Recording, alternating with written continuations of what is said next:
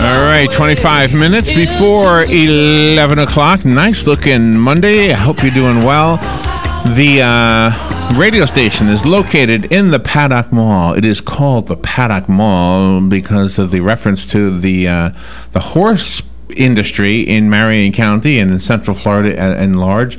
And in fact, the Paddock Mall was the location of, and I knew this, but I had to look it up to remind myself, it was the location of Rosemere Farm, and so it was the Paddock Mall and also the College of Central Florida across the street. Both were part of what used to be called Rosemere Farm. And I don't know exactly the details, but I think we had a horse that was raised here, right? That won one of the big races. So there you go. I'm showing my ignorance with this very profession that is so important to our county.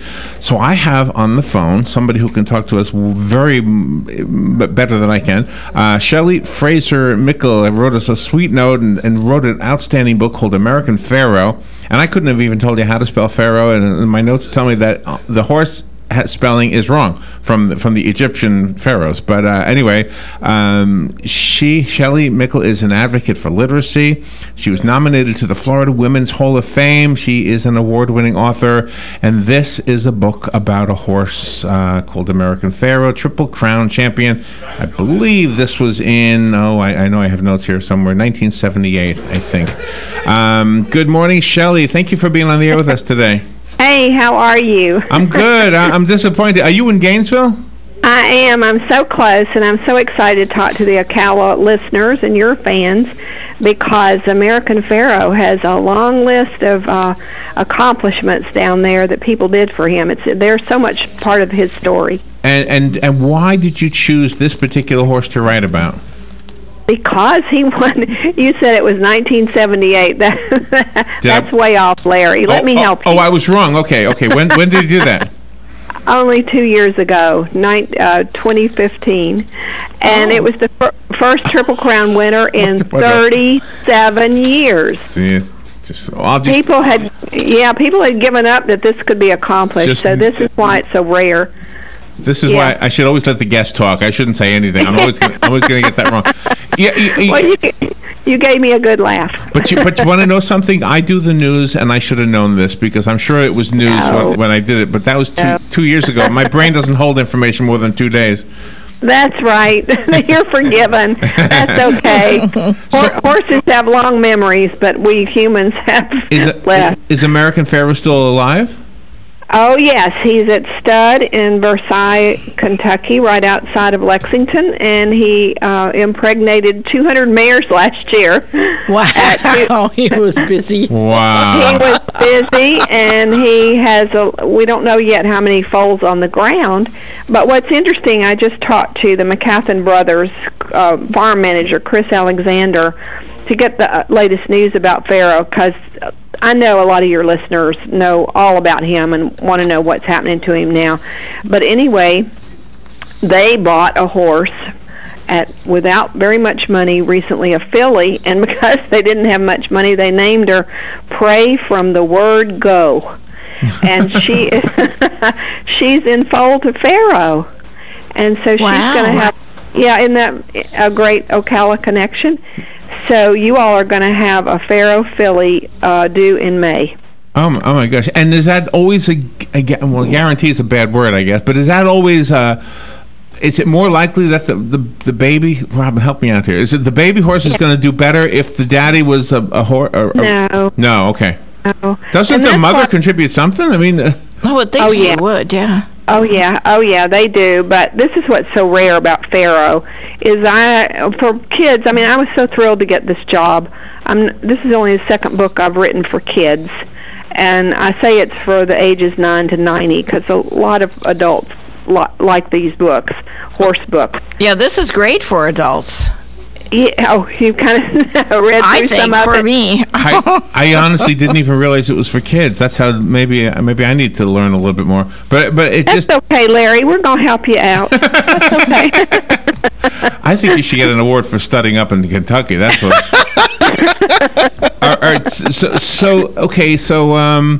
you wrote about American Pharoah because he's a current hero, a current horse hero. A huge hero. And what I wanted to do when I got this job from Simon & Schuster, I was so thrilled to do it because I think our kids are kind of growing up in a hard time with a lot of darkness and bullying and snarkiness. So actually, I'm going to read you a sentence from the beginning of the book. Okay. And some of the editors at Simon & Schuster questioned it, said, this is very Faulkner-like. It's a complicated sentence for kids, but we all decided to leave it in because we thought they would know what it meant. And here you go. I wrote, in this time when meanness, bullying, shooting down dreams, and worrying about the world rose from frustration and confusion to look smart in agreeing to nothing, something was about to happen. And so basically, I looked at it as Pharoah is a symbol of, good things, perfection. The biology gods got together and gave us something tremendous to remind us that miracles and perfection can happen. Wow! So there you have it. Well, you're a writer. I mean, obviously, you're writing right in front of in our ears. Yeah. So, oh my gosh! So, are you a horse person in general, or is this? Yeah. It's along with writing, it's always been my passion. Since I was about 4 years old, I've been addicted to horses. But it's a queen sport. It takes a fat wallet to really participate. So only recently have I really gotten into having horses. I was 47 and had raised my kids when I thought it was my time. So I've had horses here on my farm pretty much since then. But they're backyard horses. They're good horses. They're quarter horses or whatever. But I love living with them because you have learn to communicate across species. Do you know the history? I didn't mean to interrupt you, and I'm sure don't mean to send you a curveball, but I'm just curious if you know. What was there a horse raised right here where we're talking from when it was Rosemary Farm? That one, I don't the know Kentucky that. Derby? Okay. I don't know that, but it sounds like maybe it was a filly. They have 2 races during the Derby week, and the first race is for fillies only. It's called the Oaks.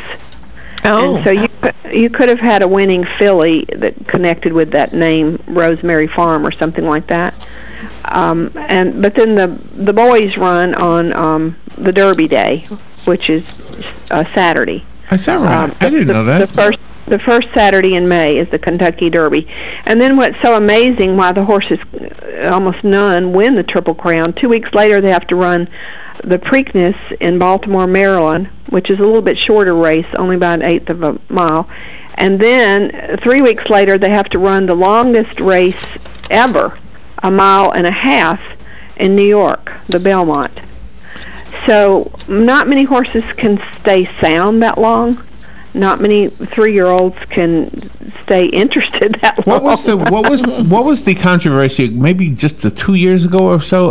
There was a horse owner, and his horse won the first one or the second one. I can't remember. And he was arguing. What was that about? Well, he was up for the Belmont California Chrome, and yes, he's a wonderful, great horse, but he was tired by the time he got to the Belmont, and a horse that hadn't run in the other 2 races, Toneless, came up and beat him, and the owner was upset about that and thought it was unfair. People at that point thought the Triple Crown could never be won again, never. And so that's what's so amazing. So that's when the American Pharoah proved them wrong. Yeah, and from the beginning of time, there have only been about 12 Triple Crown winners. Can you believe it? Yes, because it does seem like a very, very hard thing to achieve, and that's why it makes it so special. Oh, yeah. I equated him in the book to those athletes like Muhammad Ali, Michael Jordan, that are just so rare and so special.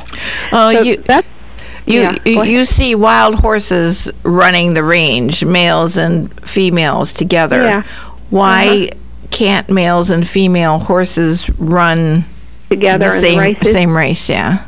Well, they do occasionally. They'll have a filly that's that strong, but they tend to mature slower than the boys do. And so by the time they're 3-year-olds, most trainers think, it's a level of protection for the species of not running the girls against the boys who are just learning to be stallions, and they're very aggressive.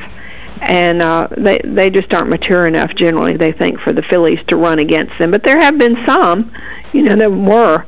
But another thing that I wanted to get across to kids about this book, they named the book American Pharoah. It was an accident that his name was misspelled.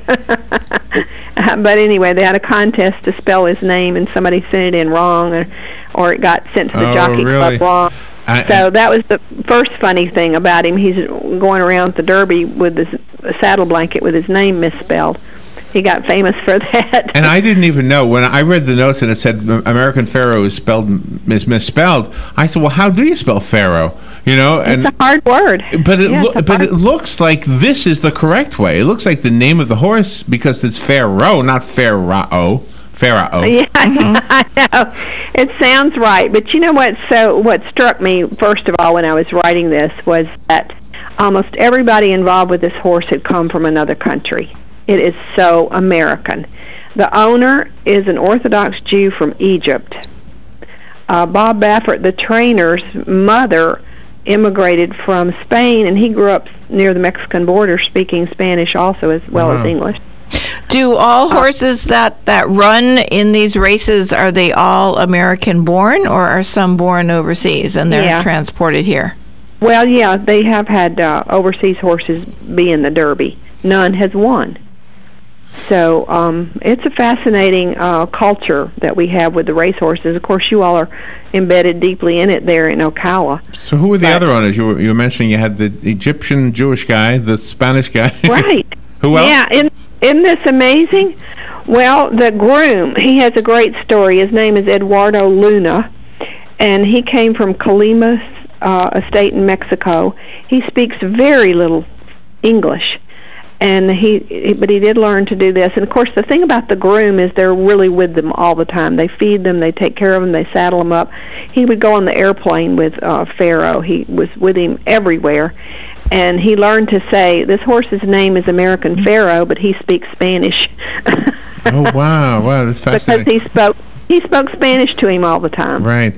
Since horses get so close to the grooms, like you said, he's there all the time, and he's probably, the trainer as well, the one that rides him all the time.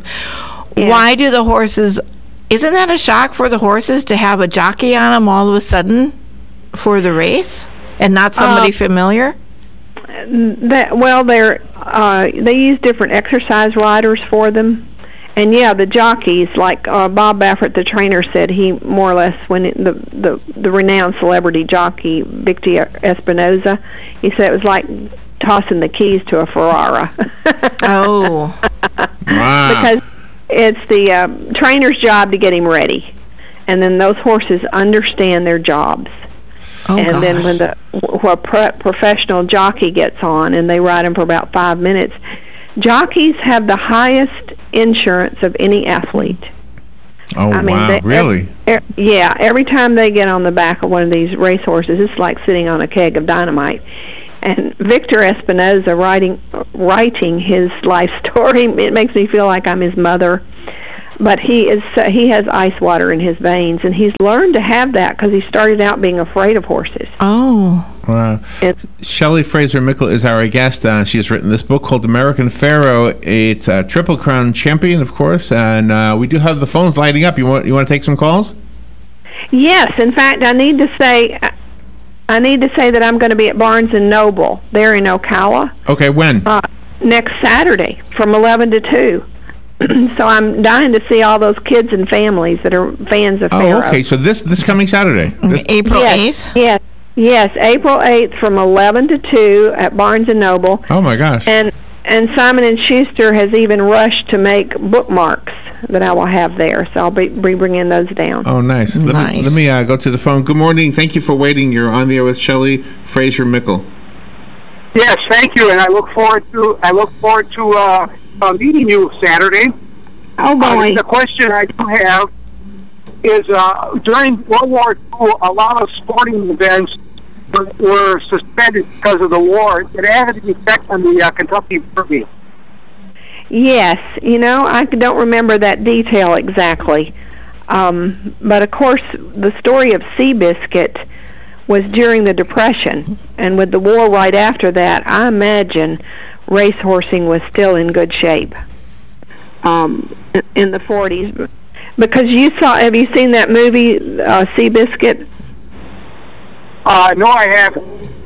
Well, that's a fascinating history because he held this country together during the Depression. In fact, they said there was more written about Seabiscuit than there was FDR in the newspaper. Wow. All right, thank you for the call. We have to take a little break, Shelley, and then sure. But we'll be right back, so don't go away. Okay. And again, we're talking to Shelley Fraser Mickle. Her book is called American Pharoah, and we'll be right back. This is The Source, WOCA.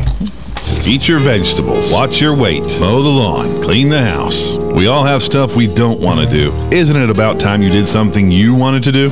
Like getting your pilot's license? At Ocala Aviation, they make it fun and easy, and you can start by taking one of their Discovery flights. For only $99, you get to go up in the airplane with an FAA-certified flight instructor and actually fly the plane yourself. It's a perfect way to see if flying is for you. And once you get that ultimate feeling of freedom, Ocala Aviation can train you to get your pilot's license. Ocala Aviation also offers commercial flight training for those looking to make a career change and enter the world of commercial aviation. Ocala Aviation is conveniently located at the Ocala International Airport. So if you're ready to start your adventure, stop by or give them a call today. 861-7484. That's 861-7484. You'll be glad you did. I know I am. Ocala Aviation. Call today, 861-7484. Hi, I'm Leah Caruso with Strive Rehabilitation, inviting you to tune in to the first and third Thursday of the month at 11 a.m. to learn about the latest advances in healthcare available right here at home. Ocala Regional Medical Center and Strive have teamed up to bring the most qualified medical professionals on the air to answer your questions and bring information to help you in your decisions concerning your health. Again, that's the first and third Thursday. Health matters. Hey, this is Matt Wilkerson from Verizon. You work all day, right? So why would you want to spend your night out shopping for that new phone? Well, Marion County, let me and Verizon help you out. I can deliver to your home or office, saving you precious time. Phone, tablets, internet, home phones, even accessories. Whatever you need, we will deliver free of charge. Call me at the store, 352-528-0020. That's 528-0020. That was the sound of a tree falling. It could be your tree. You're going to have it trimmed, but never got around to calling Pride Tree Service. It could have fallen in a field, and now all you have to do is call Pride Tree Service, and they'll have it quickly out of the way for a great price. But don't wait until the tree falls. It may not fall in the field. It may hit your car, your house, or worse. So call Pride Tree Service today and avoid all those headaches before they happen. Pride Tree Service, 572-2510. That's 572-2510. All right, 7 minutes before 11 o'clock. Time flies when you have a great interview. Shelley Fraser Mickle is up in Gainesville on the phone with us, and she's written the book called American Pharoah, Triple Crown Champion. She'll be at Barnes & Noble this Saturday, and I'll ask her to repeat what times. Shelley, I want to tell you, maybe this is what I thought, because I just looked it up real quickly. Affirmed won the Triple Crown in 78, and he, or is Affirmed a male? I don't know. The horse? He's a friend of what? Is he a male? He's a male horse? I don't know. Yeah. He was a stallion. Yeah, you're out of trouble now. You're out of hot water there. But that's the horse that was raised here, right? That Affirmed was raised in Affirmed? I think he was raised somewhere down there. But also, most of all of these great horses come down to Ocala to be trained or born there. They brought Pharoah when he was 2 to the McCathan brothers there in Citra. Okay. And he spent a good 6 months or more. And there's a woman there in Ocala, Susan Montaigne. I have not met her, but I have enormous admiration for her. She's what's called a breeze rider. She specializes in riding these 2-year-olds when they breeze, which means let them go as fast as they want to. Don't use a whip or any kind of urging. And then they time them, and it's kind of like scores for a kid in high school. Oh, my gosh. And she rode Pharoah. And there's a famous video. You can see it on the McCathan Brothers Facebook page, where Pharoah looks like a hunting dog you have just let off the leash. Oh, man. He took off. They had never seen anything like it before, ever. Did you see this video last week or so? This guy had a horse that was a retired racehorse, and it just took, did you see this video? He was just riding it, and the thing took off like it was on a race, and the guy fell off. Oh, I didn't see that one, but I sure believe it. Yeah. They love to run. All horses that are entered in the Kentucky Derby, do they have all known bloodlines, or can a horse like come out of nowhere and not have royal parents? Yeah, and that was what was so wonderful about California Chrome, who won 2 legs of the Triple Crown. He does not have a great pedigree, and he was owned by, well, I won't tell that whole story, but anyway, people that were not really racehorse people. But he was a blue-collar, they call him the blue-collar horse. And last year he won more money than any horse ever, until a few weeks ago with Arrogate, who won the Dubai World Cup for, I think, $10 million. But anyway, they're amazing horses, but most of them do have great bloodlines, because then their job in life is to retire and breed. That's going to be mine, job. That's the aim of a lot. Yeah, that's going to be. You guys. That's my aim. I'm going to move to the villages, get a golf cart, and put on a red light or something. Sow your oats. I have another fascinating fact about Pharoah. They give tours every day. They sell tours to see him in his Versailles in the barn where he is now. Oh, wow. And last year the tours earned $30,000, which they're giving to the farm that takes care of retired racehorses. So that's amazing. Oh, wow. It's an industry. How come they take care of retired racehorses but not greyhound dogs? How come they? That's true. Well, Larry, there you go. You could do that in the villages. That's what I could do. Yes, we take care of retired greyhounds. Do you ride personally? Yes, I do a little bit. Yeah, I hang on. Oh, okay. Well, you're a fun guest. Thank you for being on the show with us today. It was my pleasure. So this is your second book, but my gosh, this is like a winning the lottery for you to have this assignment. It was, and I worked hard to get it. I think I made my agent crazy because I told her, I said, I want that job because, and I don't want. This sounds awful, but hurry, because somebody else is going to get it. Yeah. And so the editor at Simon & Schuster said, if Shelley can send me a proposal in 1 chapter, the job might be hers in about 48 hours. Wow! And did that happen? Did it happen? Yeah. I wrote that first chapter in about an hour and got it to New York. Thank God for email. Yeah, really. Oh gosh. Yeah. Well, I've learned a little bit in this. I hope I remember it all. American Pharoah is spelled wrong. The word American is correct, but Pharoah is the O and the A are transposed, I guess you say. Right. I have a copy of the book. If you would like the copy that I have, call me. I'll leave it here at the station for you. The rest of us have to go buy it.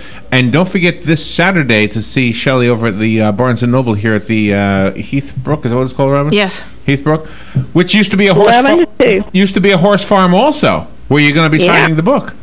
Yeah, that would be. I didn't know that. Thank you for telling me, Larry. And now we've got you a new job. What? Great Greyhound retirement. What time are you going to be there? What time are you going to be at? 11 to 2. Oh, 11 to 2. Okay, all right. Yeah, and I'm fabulous. I'm so eager to see these kids. I mean, once you've been horse bitten crazy, you don't get over it. Good morning. Let me give the book away. Good morning. You've got the book. Who's this? It's Ann. Ann, you've got the book. It'll be waiting for you here, okay? I want to say hello just to Shelley. She's written some other great books, too, besides the horse stories.